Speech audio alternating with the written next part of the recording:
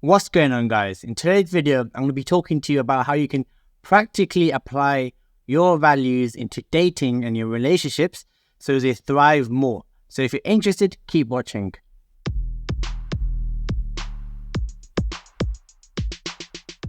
Without clarity, often what happens is you go into dating, into relationships, and you subconsciously attract people who don't align to you, who don't understand where you're coming from, who don't really understand your perception.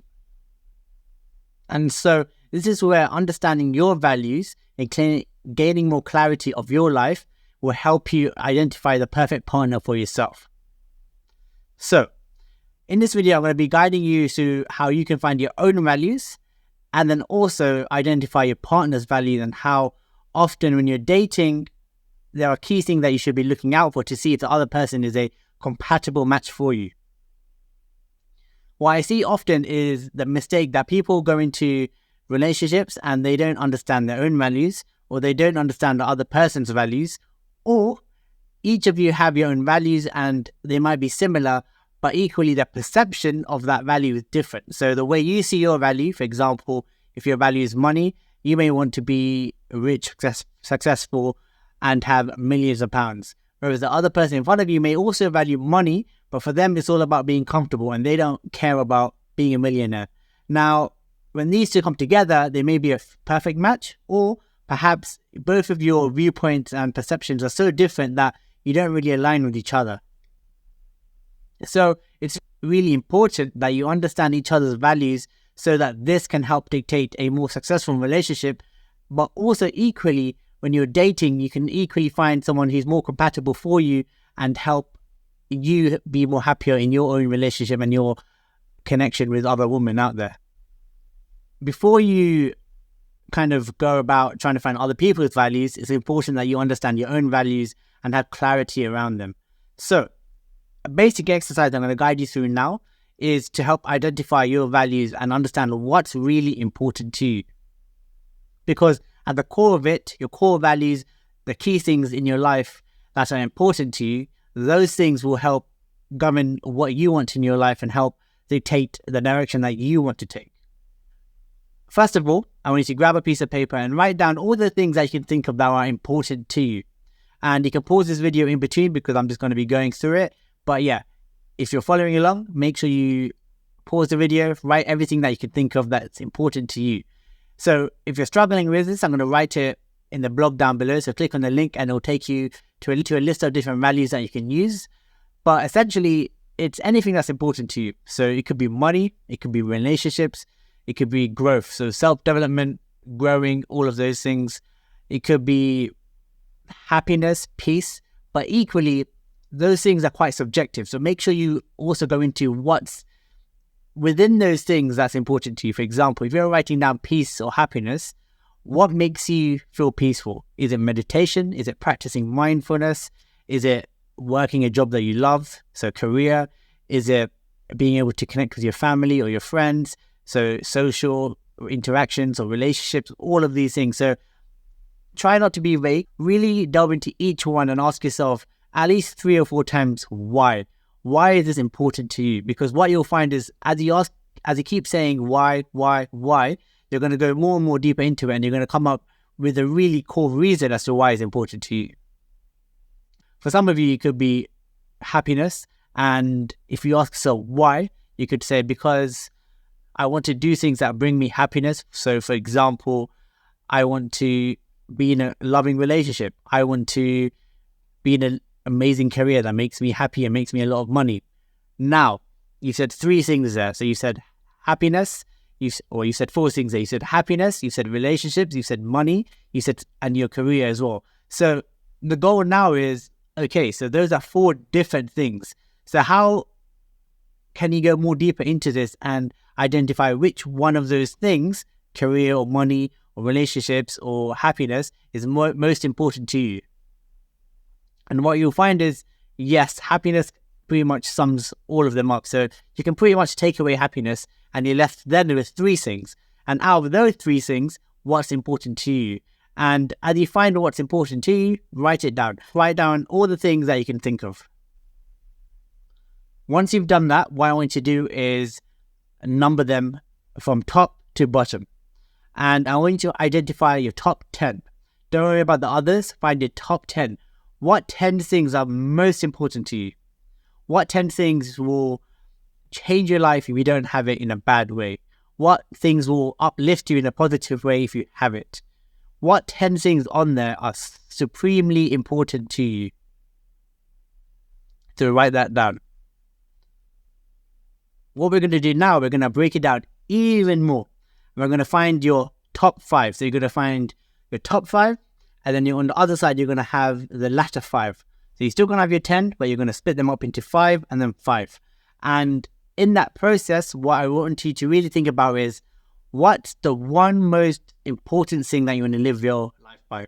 And this question is difficult because in a way, a lot of your top core values are kind of governing your life on a daily basis, and it's not just one thing. But equally, I want you to push yourself out of your comfort zone and really think about what's the one thing that you really need. So write that down from number 1 to number 10. And once you've done that, this is the next step. What I want you to do is essentially go through your top 5 things, and we're going to compare each one. And this is going to help you identify, again, your core values. So, for example, if you have money at the top, and then the second thing you have is career, I want you to ask yourself, what's more important to you? Making millions of pounds, if that's what money is for you, or is it relationships? Is it career?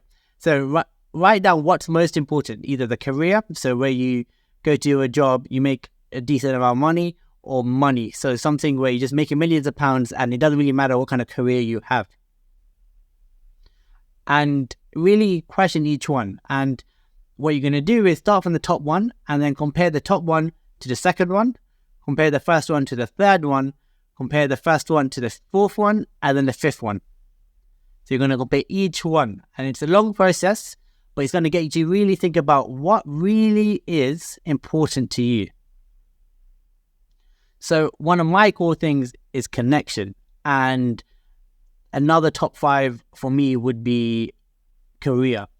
And if I was to compare connection to career, yes, I want an amazing career, whether it be through YouTube, coaching, podcast, all of these things.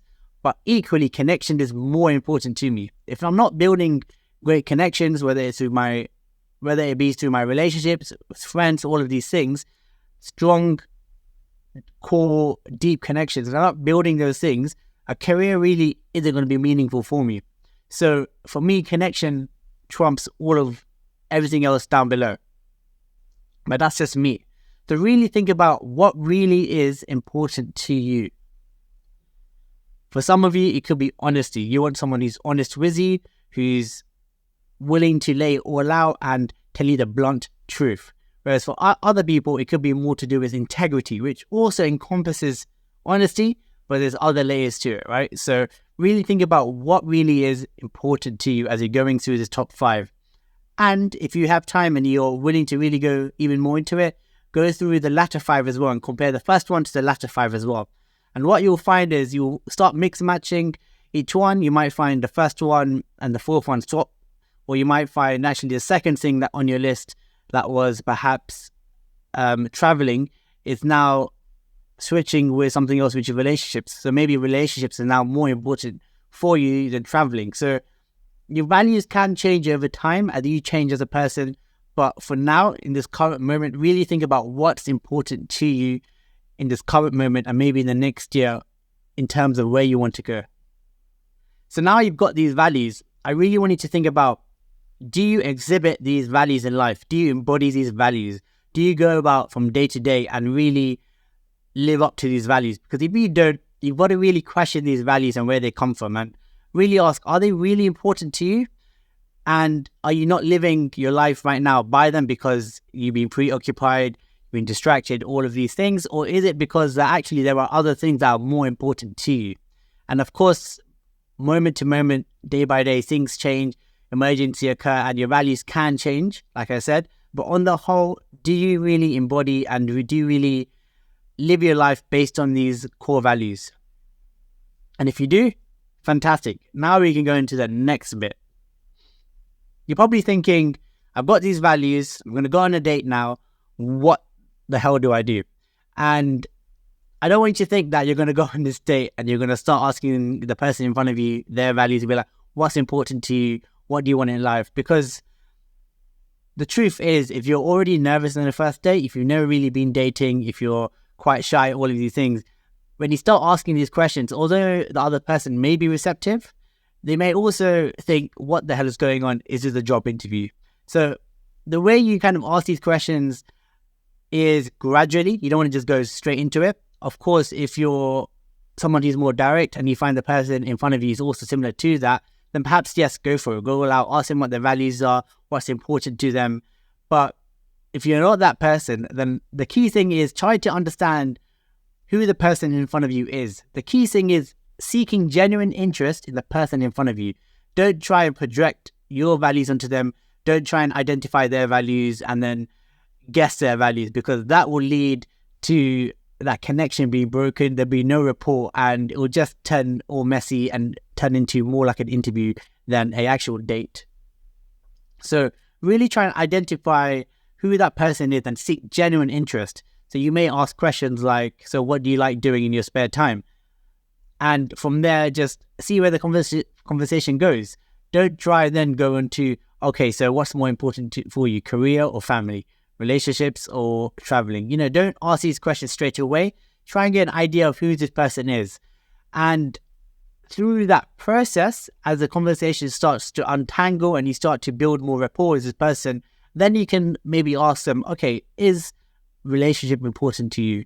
Is connection or traveling or career, are they important things for you? So you can ask them one by one, gradually over the course of 2 or 3 dates. Don't try and rush in and try and just ask them all their values and ask them, what's your top 4 values? Let's work it out together. Don't do any of that.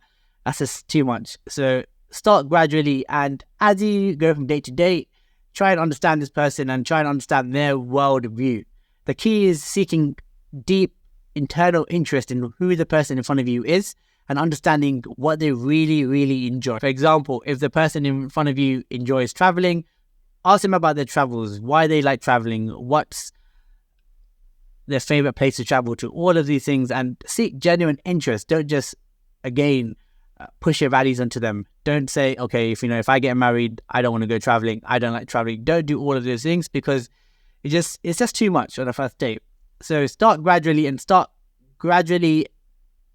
building that conversation, seeking genuine interest and finding out more about this person in front of you, what they like, what they don't like. And over the course of a few more dates, you'll get to see this person. And if you like them after the first date, fantastic. You'll probably end up going on a second date anyway. And the other thing is, the more this other person in front of you likes you, you can start talking about the things that you like. So you can talk about your career if that's something important to you. You can talk about another thing that you like. For example, if you like, if you're someone who's into, building different portfolios, assets, so making different sorts of money streams, you can talk about that. You don't have to just say, my core value is money and that's really important to me. What you can do is start just talking about some of those things in your core values that's important to you. Maybe you can talk about work and you can say, I really enjoy work. I enjoy connecting with other people. And one of the core things I like in building relationships with my clients at work is that I get to be honest, I get to be blunt, and this is something that's important to me. You can build it in and subtly drop it in the conversation. You don't have to start your sentence and say, I value this, I value that. So that's kind of the gist of how you can introduce values into a conversation. And I know some of you are probably doing this already, and that's perfect, but other people may not be doing this. And so I've kind of broken down how you can subtly, I guess, build in that conversation of your values and try and understand the other person's values. But equally, remember, don't try and guess the other person's values straight away. Seek to understand what they like, what they don't like, and try and understand if that is a core value.